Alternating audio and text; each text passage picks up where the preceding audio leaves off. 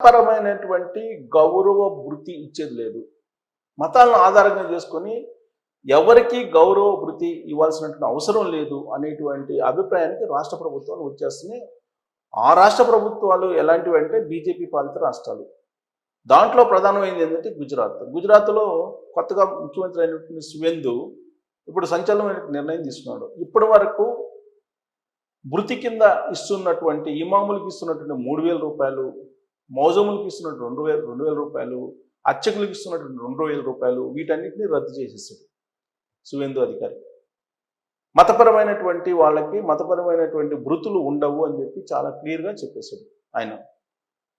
So కాబట్టి ఇమాములకు, పాస్టర్లకు, అర్చకులకు ఇప్పటివరకు గౌరవ వేతనాలు ఇస్తున్నటువంటి ప్రభుత్వాలు ఆలోచనలు పడిపోయాయి. తెలంగాణ రాష్ట్ర ప్రభుత్వం కానీ, ఆంధ్రప్రదేశ్ రాష్ట్ర ప్రభుత్వం కానీ ఇమాములకు, మౌజములకు, పాస్టర్లకు, అర్చకులకు గౌరవ వేతనం ఇస్తున్నారు. సరే, అర్చకుల కంటే దేవాదాయ శాఖ ఉంది, కొంతమంది పర్మనెంట్ ఉద్యోగులు ఉన్నారు, మిగతా వాళ్ళకి కొంత గౌరవ వేతనం అనేది అక్కడక్కడ ట్రస్టులు ఇస్తూ ఉన్నాయి. కానీ పాస్టర్లకి గౌరవ వేతనాలు ఇస్తున్నాయి. ఇప్పుడు ఉండేటువంటి ప్రభుత్వం, ఆంధ్రప్రదేశ్ ప్రభుత్వం పాస్టర్లకి గౌరవ వేతనం ఇస్తుంది. గత ప్రభుత్వం కూడా ఇచ్చింది, తెలంగాణ ప్రభుత్వం ఇచ్చింది. అలాగే మసీదుల్లో పనిచేసేటువంటి ఇమాములు వాళ్ళకి గౌరవ భృతిని ఇస్తూ ఉన్నారు. దీన్ని చాలామంది ప్రశ్నిస్తూ ఉన్నారు. కానీ ప్రభుత్వాలు మాత్రం ఓట్ బ్యాంక్ కోసం వీటిని అమలు చేస్తూ ఉన్నారు. పశ్చిమ బెంగాల్ ముఖ్యమంత్రి మాత్రం దీనికి బ్రేక్ వేసేసారు. బ్రేక్ వేసి అక్కడ మొత్తం అందరికి ఎవరికి ఇచ్చేది లేదని చెప్పేశారు.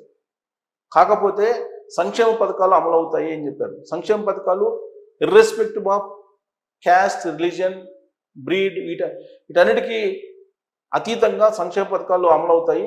ఎడ్యుకేషన్కి సంబంధించినటువంటి హెల్ప్ కానీ, లేదంటే ఆరోగ్యానికి సంబంధించినటువంటి సంక్షేమం కానీ, ఇవి సంక్షేమ పథకాలు మిగతావి అమలవుతాయి.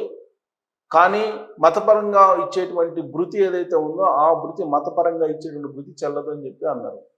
ఇది భారతదేశంలోని అన్ని రాష్ట్రాల్లో ఆలోచింప చేసేటువంటి నిర్ణయం ఇది.